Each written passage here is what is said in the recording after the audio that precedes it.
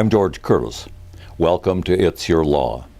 Each week it's my privilege to bring guests that teach all of us a little bit about the law, sometimes how it's made, broken, enforced, and sometimes the ideal of the law, which is often a lot different than the law in practice. After all, the law is supposed to be a rule providing protection and a better place to live for all of us.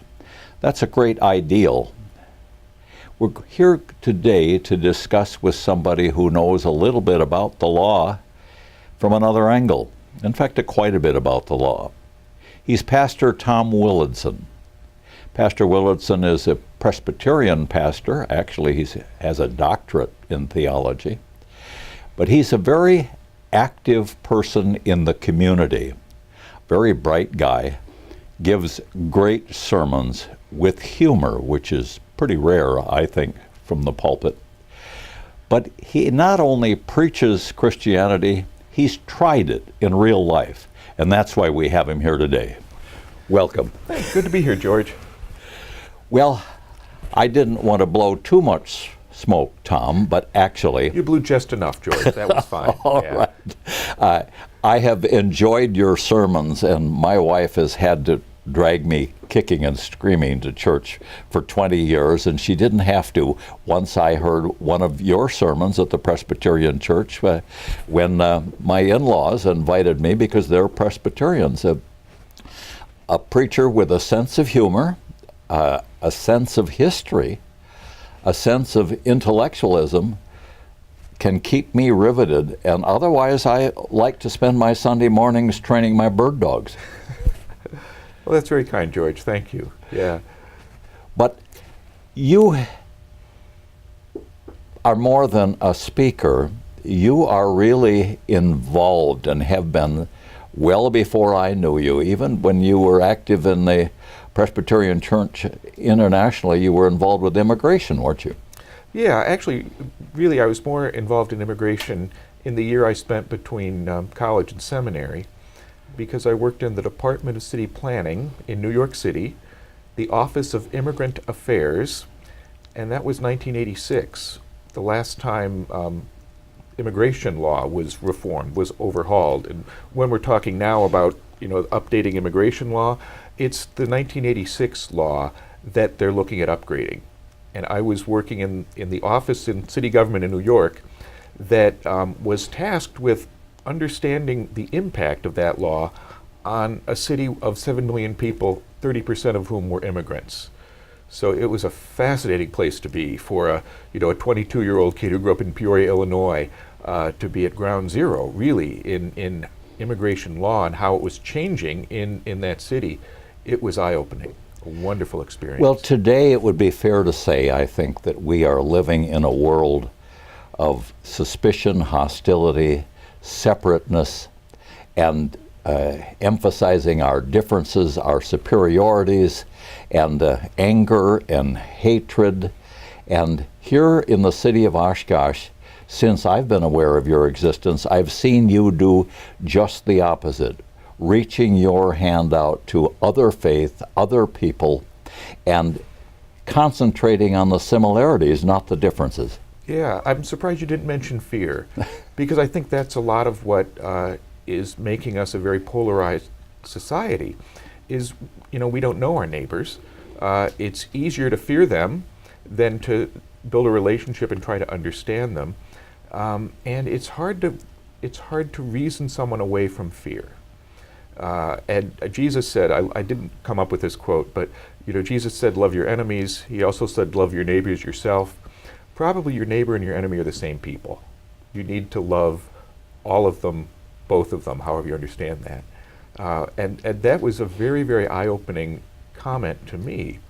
I've worked with interfaith things in Oshkosh for years.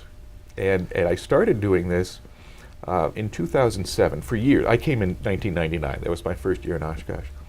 For years, there was an event, I'll call it a worship event, the night before Thanksgiving. So Wednesday, and we would get leaders from different congregations to come and participate in a worship service at one of 7 or 8 churches. And I think of these things as like all-star games, because every person who comes to these things is an all-star, the best person on their team, but you're not used to being on the same team. So it's important that you get together and talk about what's going to happen and do some planning. The Presbyterian Church hosted that event in 2007, and one of my Lutheran colleagues said, I love this, it was eye-opening to me. He said, Thanksgiving is a non-liturgical holiday. He said it very pompously. And I said, well, what does that mean? He said, anything goes. And so I thought, if anything goes, let's find the traditions that are smaller, that maybe traditions that don't have their own building, maybe don't have a full-time religious leader of some kind. And I didn't know where to begin to find those people. And it was embarrassing to me. And we weren't as inclusive and welcoming and as anything goes as we could have been. So that was 2007. So that planted a seed. And I figured in 2008 we're going to do this thing at the Grand Opera House. It's now called the Grand, but I figured the Grand, it's a public-owned building. It's on the National Registry of Historic Places.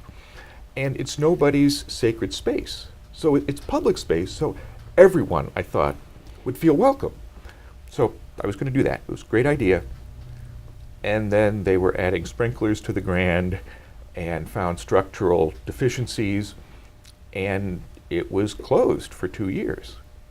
So 2010, I got, the building was back online. It had been renovated, the sprinklers were in, everything was good with the building. And I was at the same place I'd been in 2007.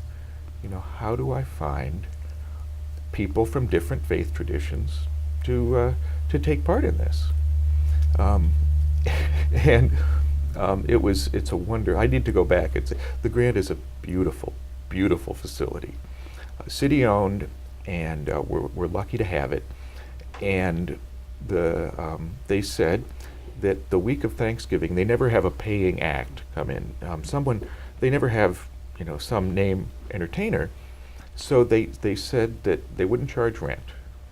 So, and this is a civic event, that made sense. But we still have to pay for the setup, the lighting, the sound system.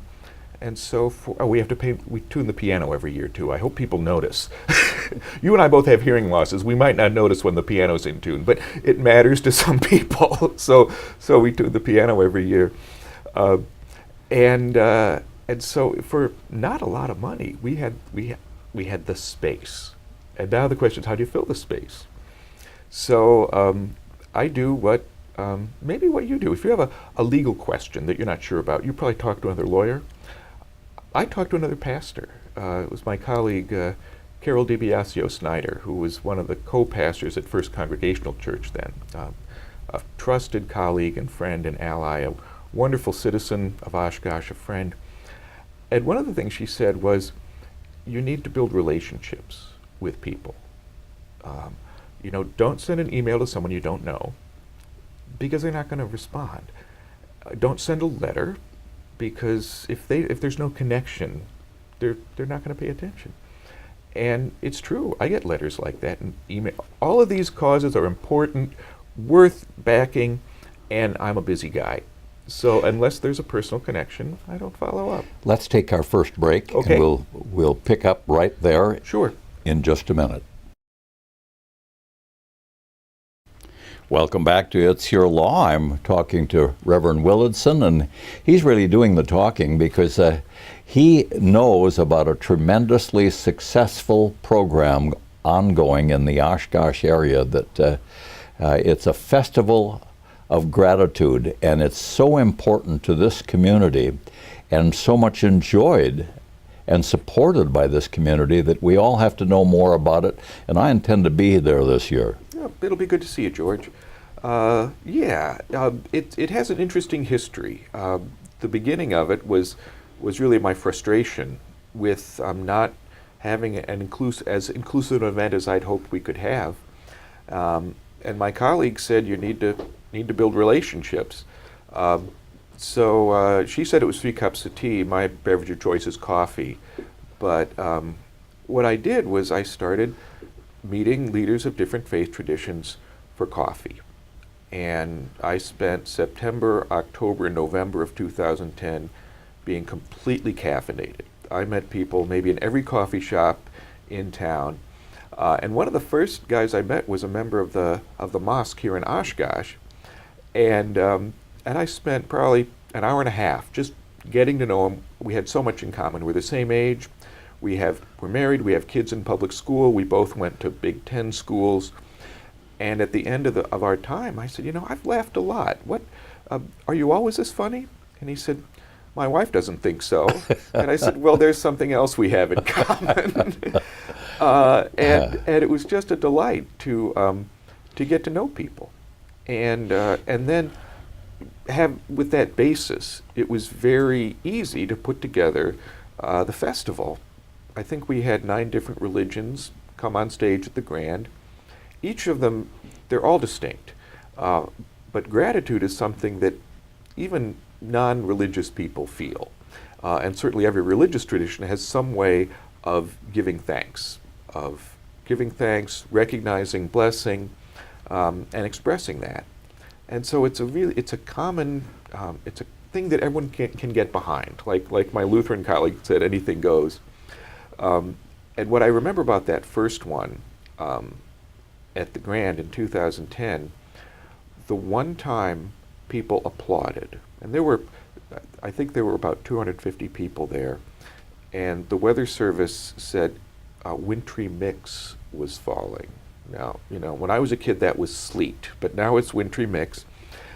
And for 250 people to turn out on a night when it's sleeting for this event was remarkable to me. The one time people applauded was when the president of the mosque, Khurram Ahmed, said that morning the mosque had closed on the purchase of their building. They had been they wound up buying a funeral home that was no longer being used, and it's right across from West High School. And as they were, beginning that process, they invited so many people, the neighbors in. They wanted everyone to understand that they intended to be good neighbors, and people were fearful. People were apprehensive. And they built the right kind of bridges.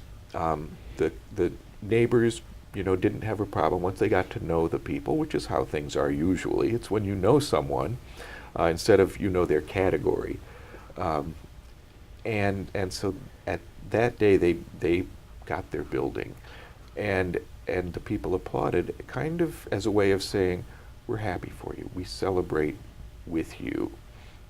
It was a wonderful, spontaneous expression of unity, acceptance, and they have been always very, very.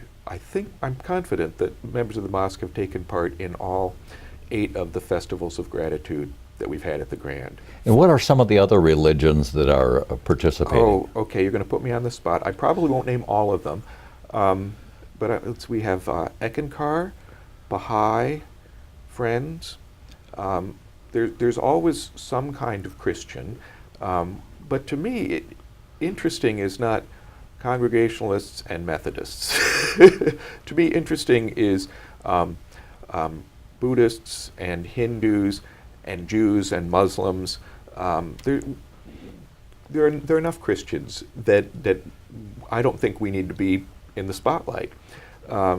We've had some people from Native American faiths in the past, and in some there's always I kind of keep score, and to me a successful event is when we've gotten double digits, 10 different religions on stage, doing something, being who they are, and it's fascinating the different ways people dress, they worship. All these things, and the remarkable thing is these people are all in Oshkosh. Oshkosh is home to many, many different faiths. I am going to be there, and I'm sure Suzette Will, in fact, she put me onto this. But what are we going to see on stage? What are we going to hear on stage when we get there? I think it's the 19th of November this year. Monday, the 19th of November, thank you, at 7 o'clock at the Grand. It's free. The public is invited. Everyone is invited. Well, let me think. Dr. Tannen, who is a Hindu, has been invited to play music. And he has a small, it looks like a keyboard. I think it's called a harmonium. Last year he played one of Gandhi's favorite folk songs, and he was joined by a Sikh priest on his left, and his wife was singing on the right.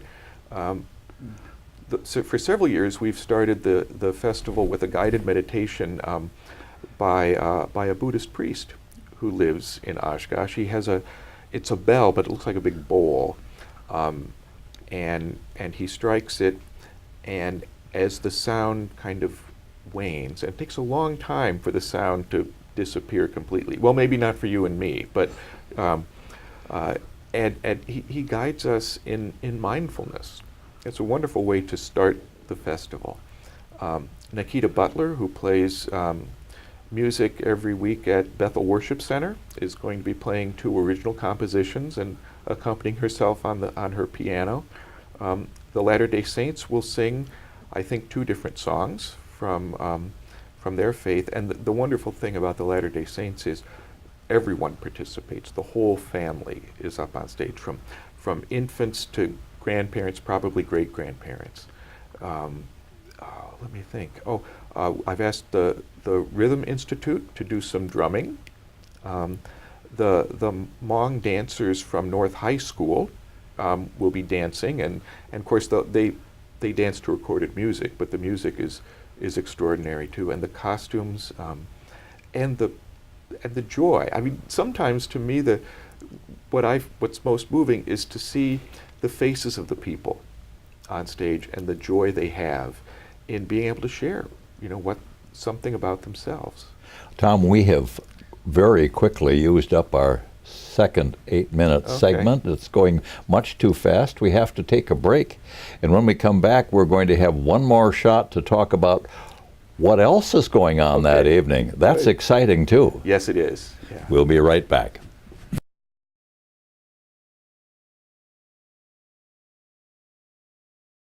Welcome back. Tom Willadsen and I are talking about the 9th annual Festival of Gratitude at the Grand on November 19th of this year, and all of the wonderful things that people can experience if they attend. But it isn't just that. There's something that happens even before that on the 19th. There is, in fact. The mosque has agreed to host a potluck. This will be the 3rd year in a row that they've hosted this. 300 North Eagle in Oshkosh, also on Monday the 19th of November, starting at 5 o'clock. And it's a fascinating thing to watch, because everyone is encouraged to bring a dish from their own, if not faith tradition, their own ethnic tradition. So there's this wide array of foods on the table. And one of the best moments in my experience of these things was 2 years ago when I was kind of doing the scouting run on what food do I want to take when I actually go through the potluck line. There was a loaf of challah on the table, which is a Jewish bread that's homemade and kind of woven and big, and it was just a wonderful symbol to have this symbol of Judaism on the table for everyone to share at the mosque. It was very moving to me to see that. Last year there was so much food. They had to set up a special table for desserts. Food just kept coming, and it's so nice that the turnout is amazing. It's hard to count people at a potluck because they're all moving, but it looks like between 160 and 180 people attended, and shared food and got to know each other. I mean, with that many people in a small space, you have to get acquainted with people, and it's just wonderful that they open their doors for that event. And as I said, this is a third year in a row they're doing that. So that starts at 5 o'clock at the mosque at 300 North Eagle Street, just across the street from West High School. And then the festival itself begins at 7 o'clock at the Grand.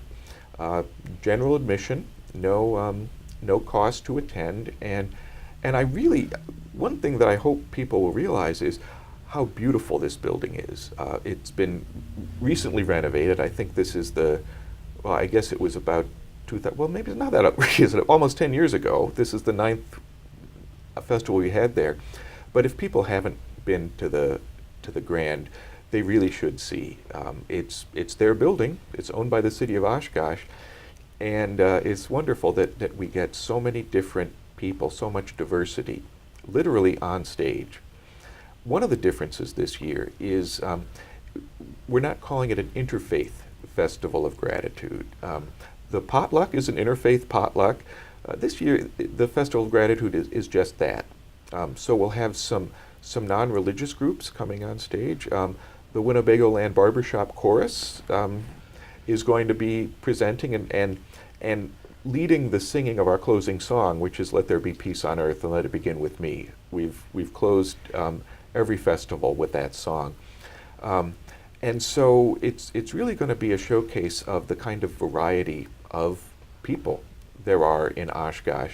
It's also tied to the Unadine Community Festival, which happened, the first one was on May 5th of this year at the Leach Amphitheater. And that's really a kind of a city-led ethnic festival, a city-led celebration of all the different cultures we have in Oshkosh.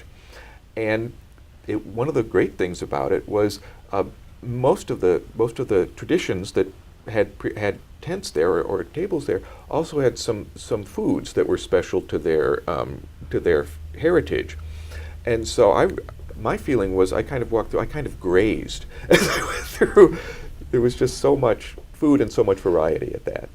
Well, I have to confess that I have never attended any of your sermons at the Presbyterian Church where you didn't mention food. But I'm sure that other cultures...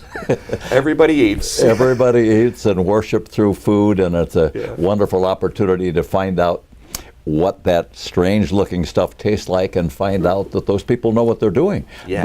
They have learned so much through thousands of years, and we have so much to learn, and anybody who has children should certainly plan on attending both of these functions on the 19th of November. I don't know how we could miss it. Yeah. I hope we have a good attendance.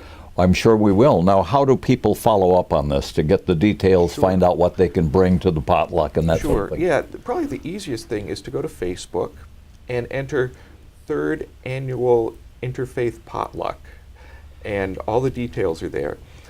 If they're interested in the festival, starting at 7 o'clock, you can go to the Grand's website, and one of the things they've done is they have posted all of the languages that the publicity flyer has been translated into, and I think it's for the festival. I think we have 16 different languages, and alphabetically they go from Arabic to Welsh. So nearly everyone who doesn't speak English, I hope, if they can find their way to the Grand's website, will find the information they need to come to the festival. Is there something we should do to make sure that we get in case it's packed? Is there any sign up or anything like that? There isn't. We've never had that problem before, but I think you're an optimist. I think the Grand seats about 600 people, so I would be delighted if we had every seat filled.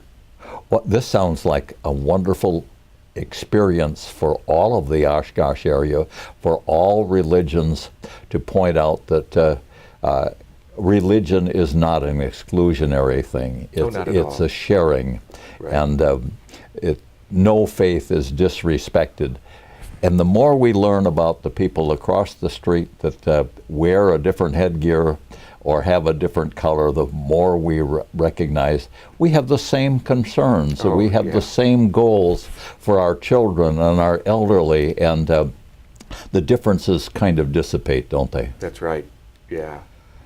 Yeah, that's a wonderful summary for what we want to do, is to recognize that we're all human, and all of us eat. All of us are thankful for food. The other thing, everybody laughs in the same language. I just realized that a few years ago, and you don't have to be taught how to laugh.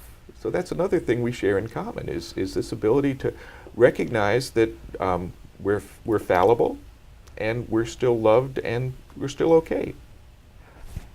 Actually, you not only preach humor, but you've written a book on humor, and you were kind enough to give me one, and it's absolutely wonderful. And I wondered if I could have you on for a half hour without you selling books. Sure. Yeah, I'd be happy to talk about. I could fill more than a half hour with the relationship between humor and faith. Yeah. Well, Tom, our half hour is gone. I want to thank you so much, not only for being here, but for what you do. Well, thank you. You're an example that every religion should adopt. You practice what you preach. Thank you. George, I've enjoyed being here. Thank you, ladies and gentlemen.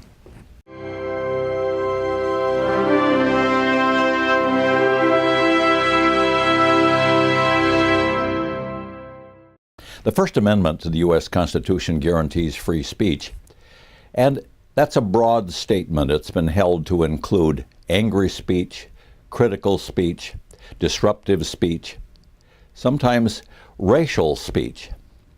On the other hand, the First Amendment does not prohibit this country from being the melting pot that it has traditionally been.